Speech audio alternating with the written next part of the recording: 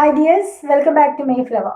Today we are discussing the chapter The Fourth State of Matter by Joe and Bayard. It is a chapter that is included in the text English Language Skills for Science. AEC Science chapter ആണ് The Fourth State of Matter and it is written by Joe and Bayard. Joe and Bayard is a famous American essayist or writer who is known for her powerful storytelling and personal writing. പ്രശസ്തിയായ American എഴുത്തുകാരിയാണ്, essayist ആണ് Jo and Baird. അവരുടെ എഴുത്തിൻ്റെ പ്രത്യേകത powerful story telling കപ്പാസിറ്റിയാണ് അവർക്ക്. അതേപോലെ തന്നെ personal experience ആയിരിക്കും അവരുടെ കഥകളിൽ, അവരുടെ എസ്സേകളിലൊക്കെ നമുക്ക് കാണാൻ സാധിക്കുന്നത്. And her major themes are loss, challenges of life and resilience. നഷ്ടം, അതേപോലെ തന്നെ ജീവിതത്തിൻ്റെ വെല്ലുവിളികൾ, അതായത് ജീവിതത്തിൽ ഓരോ ആൾ നേരിടുന്ന പ്രശ്നങ്ങൾ, അതിൻ്റെ വെല്ലുവിളികൾ, അതേപോലെ അത് ക്ഷമയോട് കൂടി എങ്ങനെ നേരിടുന്നു, ഇതൊക്കെയാണ് അവരുടെ കൃതികളിൽ നമുക്ക് കാണാൻ സാധിക്കുന്നത്. The fourth state of matter reflects on the tragic shooting at the University of Law in the Midwest, where she worked in the physics department. ഇതിൽ for the state of matter എന്ന ഈ ഒരു എസ്സേയിൽ അവർ പറയുന്നത് ലോവ് എന്ന university, mid വെസ്റ്റിലുള്ള യൂണിവേഴ്സിറ്റിയാണ്. അവിടെ physics ഡിപ്പാർട്ട്മെൻറ്റിൽ അവർ ജോലി ചെയ്യുന്ന സമയത്ത് അവിടെ ഒരു കുട്ടി അതിക്രമിച്ച് കയറുന്നു. അങ്ങനെ അവിടുത്തെ സ്റ്റാഫിനെ അല്ലെങ്കിൽ ഫാക്കൽറ്റീസിനെ ഷൂട്ട് ചെയ്യുന്നു. അങ്ങനെ ഒരുപാട് പേരുടെ മരണത്തിന് ഇടയാക്കുന്ന ആ ഒരു സംഭവമാണ് ഇതിനകത്തെ മെയിൻ ഐഡിയ എന്നത്. And it reveals her personal struggle, like her unsuccessful married life and the death of her beloved dog. ഇതിൽ ഈ ഒരു പേഴ്സണൽ എക്സ്പീരിയൻസിനോടൊപ്പം തന്നെ അവരുടെ പ്രിയപ്പെട്ട പെറ്റ് ഡോഗിൻ്റെ മരണം, അതേപോലെ തന്നെ അൺസക്സസ്ഫുൾ ആയിട്ടുള്ള, വിജയിക്കാത്ത, പരാജയപ്പെട്ട അവരുടെ മാരീഡ് ലൈഫ്, ഈ പേഴ്സണൽ എക്സ്പീരിയൻസ് ഒക്കെ നമുക്ക് ഇതിൽ കാണാൻ സാധിക്കും.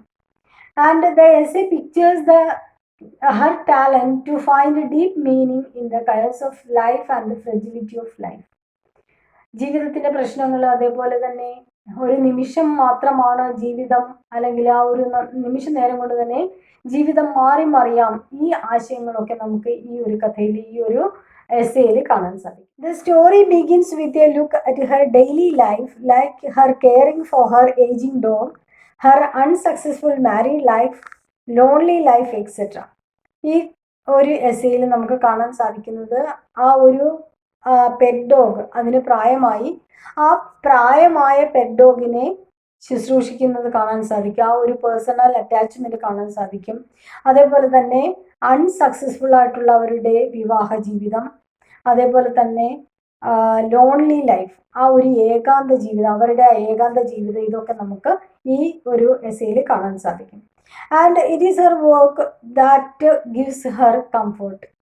നമ്മൾ പറഞ്ഞു, ഫിസിക്സ് ഡിപ്പാർട്ട്മെൻറ്റിൽ ജോലി ചെയ്യുന്ന ഒരു അധ്യാപികയാണ്. അവരുടെ ആ ഒരു ജോലിയാണ് അവർക്ക് ഏക ആശ്വാസം. കാരണം അവരുടെ പേഴ്സണൽ ലൈഫിൽ അവർ ഒരുപാട് പ്രശ്നങ്ങൾ നേരിടുന്നതാണ്. And it pictures her warmly affection with friends. അവരുടെ ആ ഒരു സുഹൃത്തുക്കളുമായിട്ടുള്ള വളരെ മനോഹരമായ ജീവിതവും നമുക്ക് കാണാൻ സാധിക്കും. അതായത് സുഹൃത്തുക്കളോടൊപ്പമുള്ള അവരുടെ എൻജോയ് ചെയ്ത ജീവിതവും നമുക്ക് ഈ കഥയിൽ കാണാൻ സാധിക്കും. And it really contrast her life. ആ ഒരു സുഹൃത്തുക്കളോടൊപ്പം ആയിരിക്കുന്ന സമയത്ത് ഷീ എൻജോയ്സ് ലൈഫ്. അതെന്ന് പറയുന്നത് അവരുടെ പേഴ്സണൽ ലൈഫുമായിട്ട് കമ്പയർ ചെയ്യുന്ന സമയത്ത് it is really A contrast. കാരണം പേഴ്സണൽ ലൈഫ് വളരെ ബോർഡാണ്, അതേപോലെ ലോൺലി ആണ്. അതേസമയം അവർ ഫ്രണ്ട്സിനോടൊപ്പം വളരെ ഇൻട്രസ്റ്റിംഗ് ആയിട്ടുള്ള രീതിയിൽ, വളരെ അട്രാക്റ്റീവ് ആയിട്ടുള്ള രീതിയിൽ സമയം ചെലവഴിക്കുന്നു, അവരോടൊപ്പം എൻജോയ് ചെയ്യുന്നു. രണ്ടും ഒരു വൈരുദ്ധ്യമാണ്. And then she explains the tragic event. പിന്നീട് എസ്സേ തുടങ്ങുമ്പോൾ ഇതൊക്കെ വിവരിച്ചതിന് ശേഷം കുറച്ചങ്ങോട്ട് എത്തുന്ന സമയത്ത് അവർ ആ ഒരു ട്രാജിക് ഇൻസിഡൻറ്റ് അല്ലെങ്കിൽ ട്രാജിക് ഈവൻറ്റ് വിവരിക്കുന്നു. A troubled graduate student named Gang Lu brings a gun to the department and kills a lot of faculty members and staff. എന്ത് ചെയ്യുന്നു, ഒരു ഗ്രാജുവേറ്റ് സ്റ്റുഡൻ്റ് ആണ്, അവൻ്റെ പേര് ഗാങ് ലു എന്നാണ്. കുറച്ച് ട്രബിൾഡ് ആണ്, വളരെ എന്താണ് ട്രബിൾഡ് മീൻസ് പ്രോബ്ലമാറ്റിക് ആയിട്ടുള്ള ഒരു കുട്ടി.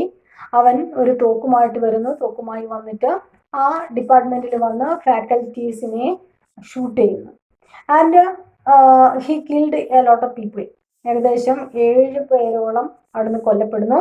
And it makes her think of the fragile nature of life. ഈ ഒരു സംഭവം അവർക്ക്, നമ്മുടെ റൈറ്റർക്ക് ജീവിതത്തെക്കുറിച്ചുള്ള കാഴ്ചപ്പാട് തന്നെ മാറ്റിമറിക്കുന്നത്. അതായത് നൈമിഷികമാണ് ജീവിതം, ഒരു നിമിഷം മതി ജീവിതം മാറി മറിയാൻ എന്ന് മനസ്സിലാക്കുന്നു.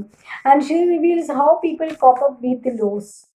അതോടൊപ്പം തന്നെ അവർക്ക് ഈ ഒരു സംഭവം കാണുന്നതിലൂടെ മനസ്സിലാക്കുന്നത് എങ്ങനെയാണ് നഷ്ടങ്ങളോട് ആളുകൾ പ്രതികരിക്കുന്നത്. അതായത് ഈ മരിച്ചുപോയ ആളുകളുടെ ഫാമിലി, അതേപോലെ തന്നെ മറ്റുള്ള ആളുകൾ, അവരൊക്കെ ഈ നഷ്ടത്തോട് പ്രതികരിക്കുന്നത് എങ്ങനെയെന്നൊക്കെ കാണാൻ അവർക്ക് സാധിച്ചു. And she finds comfort in friends, colleagues and her pet dog, and they provide A sense of grounding in immense grief. ഈ ഒരു ഷോക്കിൽ നിന്ന് അവർ ആശ്വാസം കണ്ടെത്തുന്നത് അവരുടെ പെറ്റ് ഡോഗ്, അതേപോലെ തന്നെ ഫ്രണ്ട്സ്, കൊളീഗ്സ്, അവരുടെ അടുത്തൊക്കെ നിന്നാണ്. ഈ ഒരു ഇതൊരു ഷോക്കാണ്. കാരണം ഒരു പെട്ടെന്ന് ഒരു കുട്ടി ഡിപ്പാർട്ട്മെന്റിൽ കയറി വന്ന് എല്ലാവരെയും ഷൂട്ട് ചെയ്യുന്നു. അങ്ങനെ ആ മരണം നേരിട്ട് കണ്ട അവർക്ക് അതൊരു ഷോക്കായി മാറുന്നു. അതിൽ ആശ്വാസം കണ്ടെത്തുന്നത് സുഹൃത്തുക്കളോടും അതേപോലെ തന്നെ കൊളീഗ്സിനോടൊക്കെ ചേർന്നിട്ടാണ്. And the author uses the fourth state of matter, that is plasma, as a metaphor for instability and transformation. ഇവിടെ നമ്മൾ ടൈറ്റിൽ സിഗ്നിഫിക്കൻസ് ചോദിക്കാം. ടൈറ്റിൽ പറയുന്നത് the fourth state of matter എന്നാണ്. അതായത് നമുക്കറിയാം 3 സ്റ്റേറ്റ് എന്ന് പറയുന്നത് ഒരു വസ്തുവിൻ്റെ പ്രകൃതിയിൽ കാണപ്പെടുന്ന 3 അവസ്ഥകൾ. ഒന്ന് സോളിഡ്, ലിക്വിഡ്, ഗ്യാസ്. ഈ 3 സ്റ്റേറ്റാണ് കാണപ്പെടുന്നത്. അതിൽ 4ാമത്തെ സ്റ്റേറ്റ് ആണ് പ്ലാസ്മ എന്ന സ്റ്റേറ്റ്. ആ ഒരു പ്ലാസ്മ, ആ ഫോർത്ത് സ്റ്റേറ്റ് കാണിക്കുന്നത് ഇവിടെ ആ ഒരു വാക്ക് ഉപയോഗിച്ചിരിക്കുന്നത് it is used as a metaphor, ഒരു മെറ്റഫോർ ആയിട്ടാണ്, ഒരു അലങ്കാരമായിട്ടാണ്. ഫോർ ഇൻസ്റ്റെബിലിറ്റി ആൻഡ് ട്രാൻസ്ഫോർമേഷൻ, ആ ഒരു കമ്പാരിസന് വേണ്ടിയിട്ട്. അതായത് ജീവിതം എന്ന് പറയുന്നത് അൺസ്റ്റേബിൾ ആണ്, സ്ഥിരതയില്ലാത്ത ഒന്നാണ്. അതേപോലെ തന്നെ it may change at any time, ഏത് നിമിഷവും അത് മാറി മറിയാമെന്നുള്ള ആ ഒരു കാഴ്ചപ്പാടാണ്, അതിൻ്റെ അർത്ഥതലത്തിലാണ് ഈ ഒരു ഫോർത്ത് സ്റ്റേറ്റ് എന്ന ആ ഒരു ടൈറ്റിൽ ഉപയോഗിച്ചിരിക്കുന്നത്. And plasma is not in solid, liquid or gas form which reflects her life.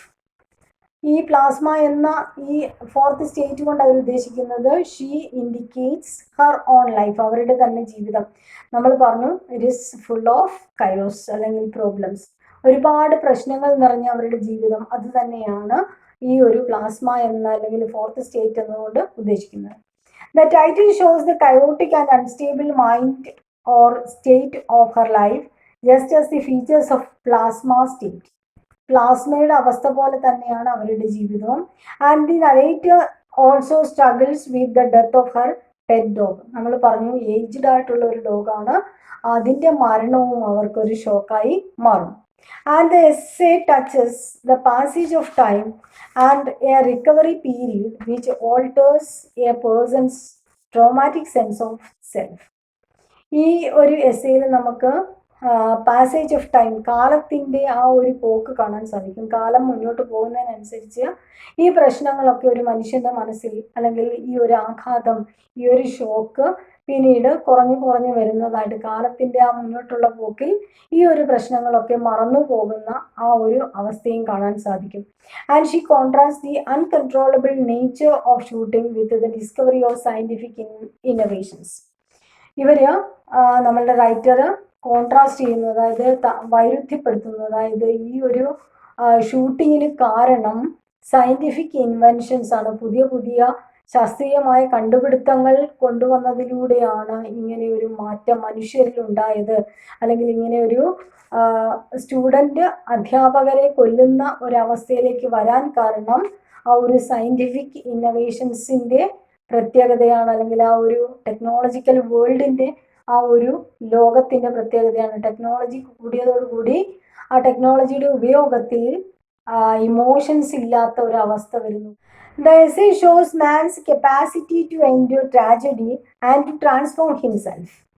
ഇനി ഈ എസ്സേയിലൂടെ കാണുന്നത് മനുഷ്യൻ്റെ ഏത് ദുരന്തവും സഹിക്കാനുള്ള ആ ഒരു പവറാണ്. അതായത് എന്ത് ദുരന്തമായാലും മനുഷ്യന് സഹിക്കാനുള്ള കഴിവ്, അതേപോലെ തന്നെ ആ ദുരന്തത്തിലൂടെ അവന് സ്വയം മാറാനുള്ള കഴിവും ഈ എസ്സേയിൽ നമുക്ക് കാണാൻ സാധിക്കും. And the concept plasma is used to represent emotional and psychological turmoil. Emotional, വൈകാരികവും അതേപോലെ തന്നെ മാനസികവുമായിട്ടുള്ള സംഘർഷങ്ങൾ കാണിക്കാൻ ഈ പ്ലാസ്മ എന്ന ആ ഒരു ആശയം നമ്മുടെ റൈറ്റർ ഇവിടെ ഉപയോഗിച്ചിട്ടുണ്ട്. ഇനി ഈ എസ്സേയിൽ ചോദിക്കാവുന്ന questions: what is the title significance of this essay? ഇതിൽ the fourth state of matter അല്ലെങ്കിൽ പ്ലാസ്മ എന്നുള്ള ആ ഒരു ടൈറ്റിൽ സിഗ്നിഫിക്കൻസ് എന്താണെന്ന് ചോദിക്കാം. പിന്നീട് ചോദിക്കാവുന്നത് explain the personal experiences in this chapter. ഇതിൽ പറയുന്ന പേഴ്സണൽ എക്സ്പീരിയൻസസ് എന്തൊക്കെയാണ്? പിന്നീട് ചോദിക്കാവുന്നത് what is the major incident that caused to write this essay. ഈ ഒരു എസ്സേ എഴുതാൻ കാരണമായ മേജർ ഇഷ്യൂ എന്താണ്? അത് നമ്മൾ പറഞ്ഞു, the shooting that is happened at Iowa university in the mid വെസ്റ്റിലെ ലോവ് യൂണിവേഴ്സിറ്റിയിൽ നടന്ന ആ ഒരു ഷൂട്ടിംഗ് ആണ്. ഗ്യാങ് ലു എന്ന് പറയുന്ന കുട്ടി, ആ ഗ്യാങ് ലു എന്ന പേരുള്ള കുട്ടി നമ്മൾ പറഞ്ഞു ട്രബിൾഡ് സ്റ്റുഡൻ്റ് ആണ്. He's a graduate student. അവൻ എന്ത് ചെയ്യുന്നു? He shoot the faculty members of this college. ആ ഒരു സംഭവമാണ് ഇതിനകത്തെ major issues. These are the main points. Hope it is useful to you. Thank U.